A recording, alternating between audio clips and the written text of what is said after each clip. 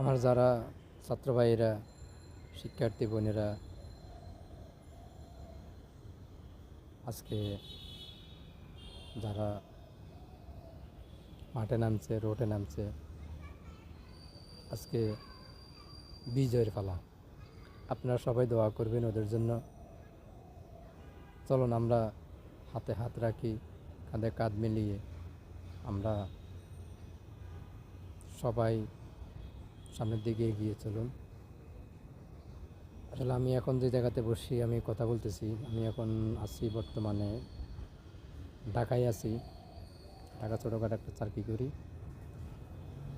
আসলে আমি প্রায় বিগত 5 বছর হয় আমি দেশের বাইরের থেকে আসছি, 5-6 বছর হয়।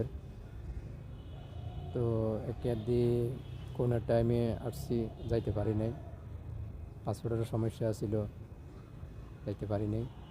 আশা করি আবার কাগজপত্র জমা দিয়েছি, পাসপোর্ট সব কিছু ঠিক করে জমা দিছি। তো সবাই দোয়া করবেন, একে অপরের প্রতি দোয়া করবেন, আর যারা শহীদ হয়েছে তাদের জন্য দোয়া করবেন। দেখেন, এ সরকার আসার পরে অনেক মানুষ গুম, খুন, হত্যা করেছে। ভারত থেকে পুলিশ আনি আমাদের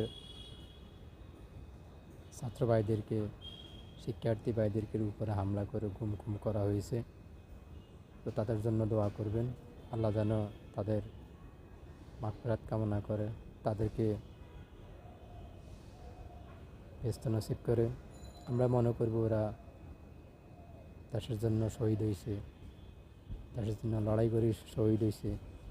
সবাই সবার জন্য দোয়া করবেন। ভালো থাকবেন। আসসালামু আলাইকুম।